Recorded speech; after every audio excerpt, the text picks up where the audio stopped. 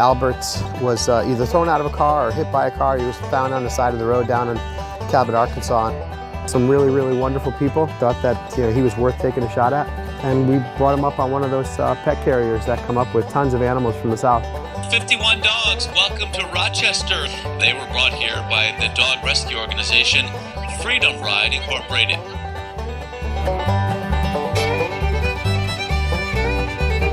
This is an ongoing problem. I want y'all to understand the scope of it. The population here is 10 times the amount of animals elsewhere. Come here, whoa, whoa, whoa, whoa, whoa, whoa. Come here, buddy. My name is Monda Wooten. I'm from Trenton, Georgia. Here in the South, it's really sad. People drop dogs off here all the time. We just made a mistake. Right. And we know that you love the animals. It's not about that. Myself, I can't tell the difference in abuse and neglect. We have people here working really hard to change that landscape. And I know we've made progress. And I hope and I pray that I'm doing the most that I can and being the most effective that I can be in my community to make the biggest difference that I can make.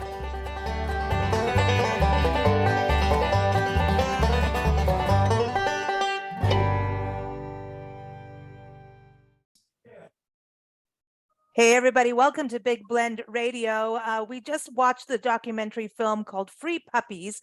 It's by filmmaker Samantha Wishman and Christina Thomas, and it shines a spotlight on a grassroots network of dog rescuers out of Georgia, Alabama, and Tennessee Valley, all that tri-county, or I should say tri-state region, really. And these rescuers include Monda Wooten, who's here, Ann Brown, and Ruth Smith. It's a true story about the heartbreak and heroism of dog rescue in America. It is out now. Go watch it. Just got written about with a wonderful essay in the New York Times, but it's out now on all major platforms and DVD in the US and Canada. In the US, you can see it in places like iTunes, Apple, Amazon. Canada, check out iTunes, Apple.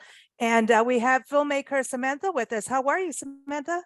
I'm great. Thank you for having us. Hey, great to have you on the show. And Monda, thanks for joining us.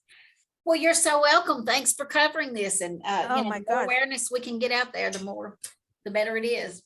Yeah, I know. I feel like you should have a gavel in your hand when you go to those, city meetings and get that. I was like, give me my dog shelter. I want my shelter.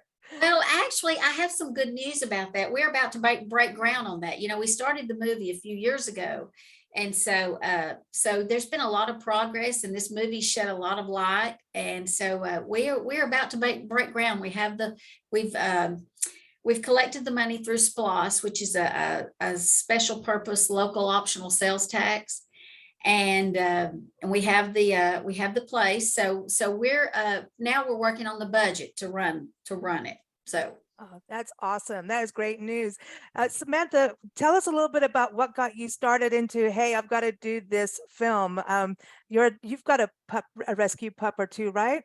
Yeah, I was helping my mom adopt a dog, and we found he's a toy poodle mix, Shih Tzu mix, and he came from Mississippi, and he came up on a truck to Connecticut. And that was when I first started to really get interested in transport. I had no idea that it even was happening. I knew like Katrina and big hurricanes that there were dog rescues that would come up north, but I realized that this was ongoing and that millions of dogs had come up from the South. And I wanted to know more about it and why it was really happening. So the idea was to kind of go in reverse from the arrival of the transport and go back to where they came from.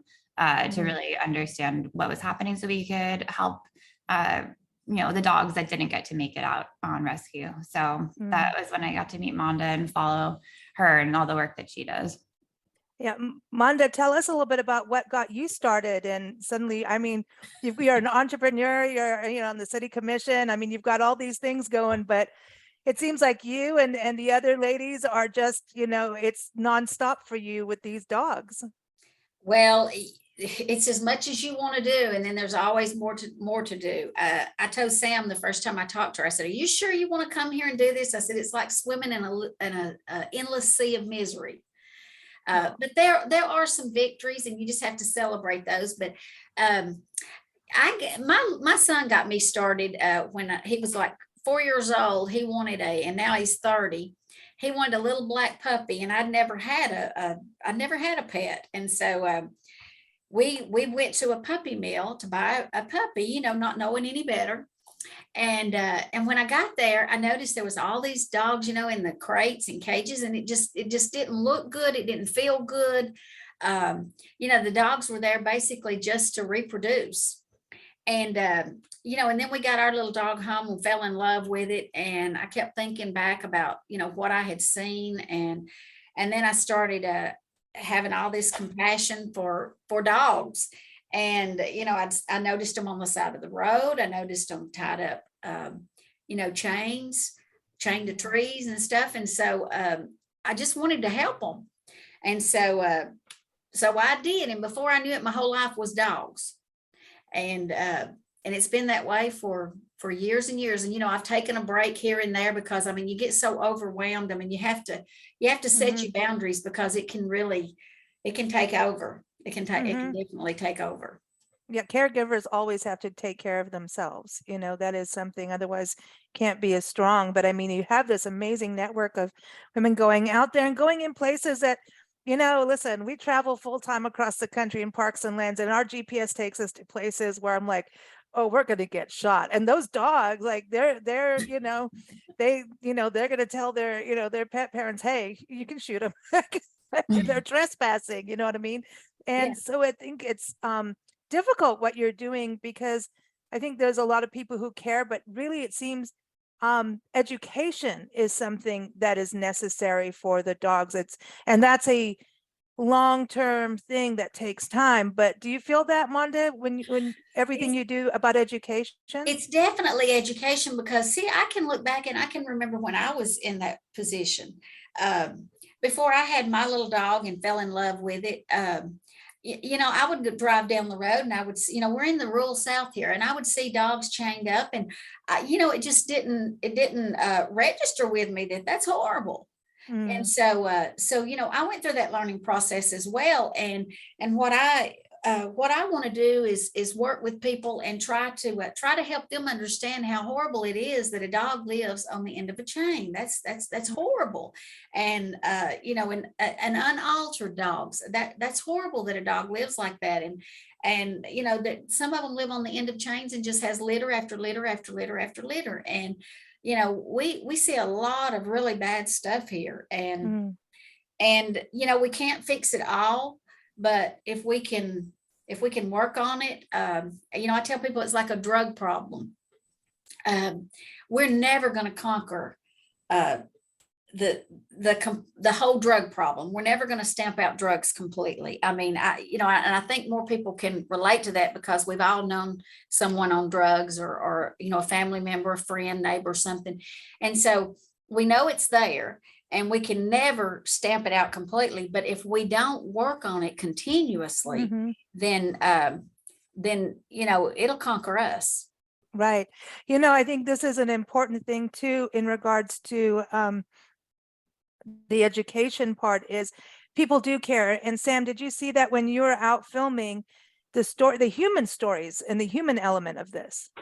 Yeah, absolutely. We saw, I think both to what you're both saying, most people really want to do well by their animals. I think often they don't either know how or have the capacity to do it. So some people, for example, who do want to spay and neuter their animals, just don't have the money or the time, the access to be able to bring a dog to a spay neuter clinic that is affordable to them. We went to a number of these they're low-cost spay neuter clinics. They just do spay and neuter, and they're $40, $50, which is much more affordable than a vet, which could be over $200, and they're booked out months. So there are these large areas where it'll take hours to get a dog to a low-cost spay neuter clinic, and they are overwhelmed with the demand. So there are so many people who either don't know what to do, or they do know what to do, but it's still a challenge for them to be able to do it. So I think it's very rare. I think there are instances of, bad people all across the country. Sure. Just definitely not something specific to the South. But I think what is something that we saw is, the resources being available for people is something that I think everyone's working on, and something that Monda's working on right now with her nonprofit is focused on spay neuter transport. And I think the women are very clear that, these are the ways that they can really make a long-term impact in their community. Yeah, I see a lot of dogs, these backyard breeders, and they do it for money because it's something, to make money. And then you showed really clearly in the film about how a lot of, whether it's, not being able to afford or spay, neuter, but there were, female dogs that had been overbred, that their uterus just shriveled up. Like, I mean, imagine being a human being and it's like, here, just, you're in production. It's like being in a factory, it's a baby making factory of puppies, and it's Yes, that's mean. exactly what it is. Yeah. It is so sad. It's horrific. And that's probably one of the hardest situations I have to deal with, because, if you talk to a person and you can kind of make them understand about that dog on the chain, or that dog continuously to have puppies, and they're willing to accept help. But then when you run into a lot of these backyard breeders, it's all about the money, and they don't want any help. They think you're crazy. And it's, we're here in the rural South, and animals are considered property, basically. Right. And we don't have the resources. Like, there are some state laws, but we don't have the resources for, like, the animal control, the police officers. In their mind, they have bigger fish to fry. Right. Say, and I understand that. You have to understand everybody involved, and you have to just do the best that you can to keep from getting bitter, because we fight that too, and especially with these breeders, because they don't want help for the most part. They're not going to take help. They're the ones who will shoot you if you go down there. This is their living, and they don't care to tell you to get off their property. Exactly. That's really disheartening, because that's the ones you can't help. And the animals are emotionally go through things, and a lot of times the way they're breeding, the animals come out deformed, are not healthy. But I know, just as we pets it, I mean, this is not a money-making thing. This is just how we travel, and it's cool because we get to hang with animals. But majority of the animals we care for, I'd say 90% are rescue. And those dogs, each one comes with baggage and issues, and it depends on how long they've been worked with their pet parents. I mean, we've seen one dog that was kept in a crate, a German Shepherd, for the first 3 years of her life. And then 6 months later, she's in a home, and she was free to run. But if you went to throw a stick, she would take your hand, but she didn't mean to. I mean, but she had, they mated her too. And so she had puppies in this crate. I mean, that's just like, it's insane. But these animals, just like human beings, have emotional trauma as well. And then we have to all work with them. So the pet parents have learning to go through, and you have to get to the right trainer that cares and isn't really, so this is this cycle of what us humans do to each other. You know what I mean? It is. And when puppies or puppies, I say puppies or dogs, when they go to a shelter, that's very stressful.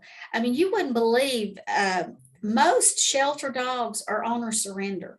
It's very sad, because people will take these dogs and they'll keep them. I had a story this morning of a girl that had had a dog for 9 years. She'd had it ever since it was a puppy. And then she just went and surrendered it, and then went and bought a puppy. I know. And it's like, and this poor dog, to a dog, you are their world. They live at your house with you. You may come and go, and you have outside interest. You may be a part of, civic clubs. You may go to the movies, go to work. You have outside interest. But to that dog, you are their world. They're loyal. Yes. Oh. And if you come in and you spend a few minutes with that dog, I battle this with people all the time. They're like, I want to rehome my dog. I just don't feel that I have enough time for it, and it deserves better. Well, let me tell you, that dog is more than happy to stay at home. They sleep 12 to 14 hours a day. They're more than happy to stay at home and wait on you to spend a few minutes with it, to meet its needs with water and food. Hopefully vet care if it gets sick. It's a much happier, healthier dog in that situation than it is in a shelter. Absolutely. Absolutely. Well, ladies, I appreciate your work so much. This film, Everyone Free Puppies, again, is out on demand and DVD. Samantha, thank you, both of you, and Christina, for doing this film. I really, just as someone very connected to dogs and know the other side of what they go through, appreciate it. And when we talk about this education, I think this really shines a light, because I know it's not just in the South part of where you are, Monda, that this happens. This happens around the world. We lived in Mexico and had to rescue dogs out of a landfill, and we worked with a vet to clean them up and train them, and then we snuck them over the border. Good for you. Good for you. Hey, we got a vet sign of approval. I don't know how legal it was, but we don't really care. You just gotta take the matter into your own hands. You gotta do your thing. But I think, again, this really shines a light, and it's still very touching. So I want people to understand that we're not here with a bunch of bad news. This movie will move you, and you just go pet your dog. But you know what? I think this movie, it gives you hope and it inspires you. I've talked to people that said, I just didn't. One lady in particular, she said, I didn't even think about my dog being on the end of a chain. She lives in Alabama. Well, that's changed. See, that's it. Bit by bit, everyone will get it. Samantha, any closing words for you before we go? I just want to thank you for having us. We are so excited, and we, talked to Monda early on when we started making this film, and she just said, to your first question about education, I just want people to see things that will change how they understand their relationship with their dogs, and make it, easy for them to make the right choice and to know what the right choice will be. So I'm just happy that it's getting out there, and that, like Monda said, people are seeing things a little bit differently after watching the film. So, and I would like to add, and cats too. Yes. They just may not be my animal of choice, but I work with cats too, and they're they're the same. Yeah. Oh man. And just all animals, people do. And that's the thing, I think, what the problem, and I'm really glad you did this before Christmas, because how many people go and buy puppies, and this becomes a huge thing. And some states like California banned pet shops, which I thought was really great, and only doing rescue, so that's a huge part of it. And backyard breeding, that legally, I think that's the other side of the coin, is we, as animal lovers, should really huge legislation to change some of these laws in county, state, city, to not allow backyard breeding, not allowed traps in wildlife refuges where dogs get stuck in them. It's just like foxes and everything else. And also just to stop the pet shops unless they're selling food and toys and all the fun stuff. So just saying. A pet is not a gift. Yes. A pet is a 15-year commitment. It is. It's not. And a tortoise is more than your lifetime. Yeah.